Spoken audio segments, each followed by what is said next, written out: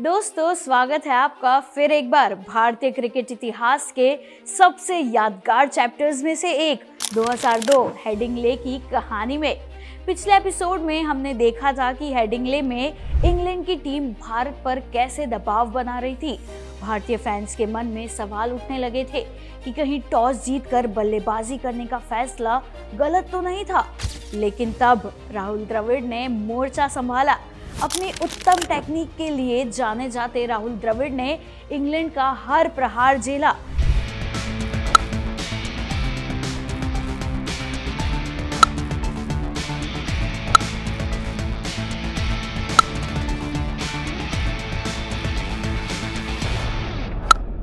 England ने उन्हें बेरहमी से निशाना बनाया, लेकिन वो अड़िग रहे।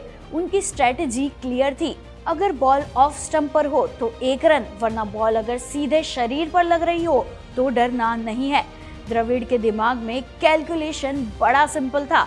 जब तक वो मुझे मार रहे हैं तब तक वो मेरी विकेट नहीं ले रहे। ना LBW ना बोल्ड, और अगर मैं बॉल पर बैट ही ना लगाऊं तो कैच का चांस भी खत्म। तो बस मैं मार खाता रहूंगा और ये सब अपना वक्त यूं ही बर्बाद करते रहेंगे।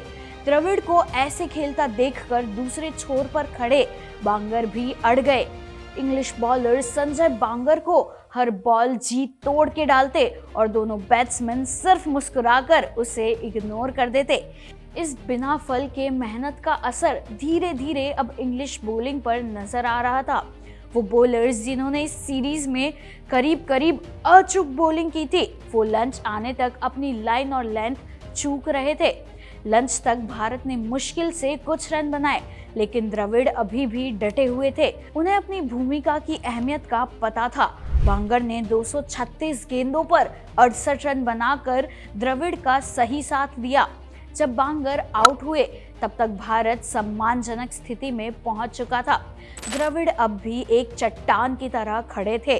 उन्होंने 148 रनों की शानदार पारी खेली, जो युगों तक याद रहेगी।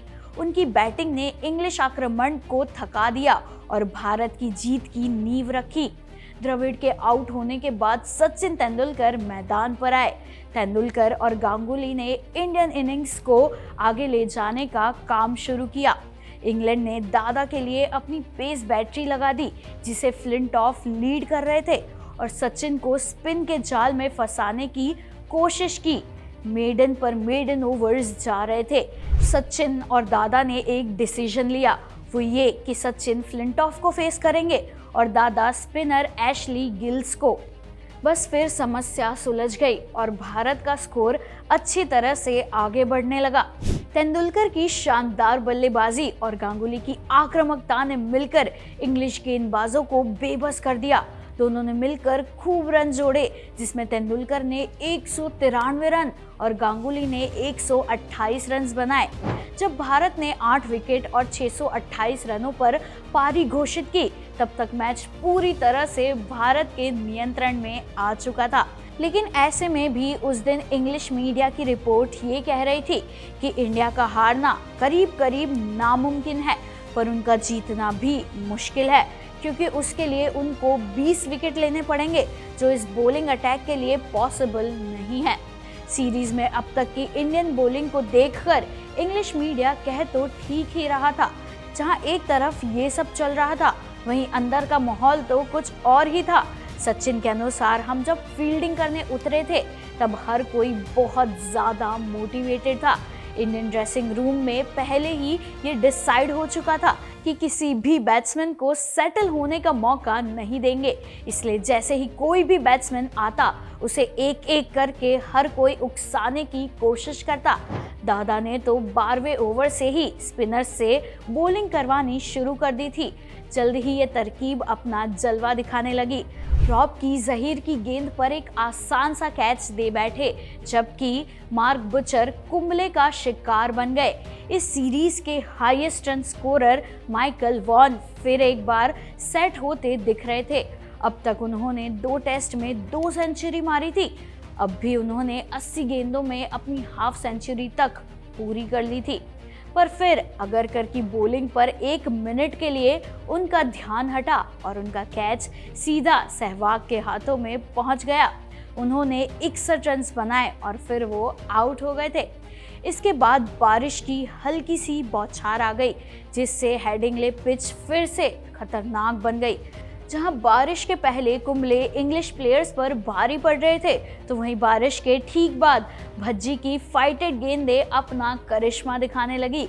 एंड्रयू फ्लिंटॉफ और जॉन क्रॉली को एक के बाद एक गेंदों पर हरभजन ने वापस भेज दिया। इंग्लैंड सिर्फ 273 रनों पर ही ऑल आउट हो गया।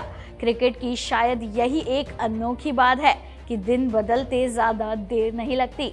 जहां पहले टेस्ट में नसीर हुसैन हमें फॉलो ऑन देने का सोच रहे थे, वहां उसके ठीक 3 हफ्तों बाद दादा इंग्लैंड को फॉलो ऑन देने का सोच रहे थे। पर जहां नसीर ने सेफली खेलने का ऑप्शन लिया था, वहीं दादा की डिक्शनरी में शायद डिफेंसिव वर्ड था ही नहीं।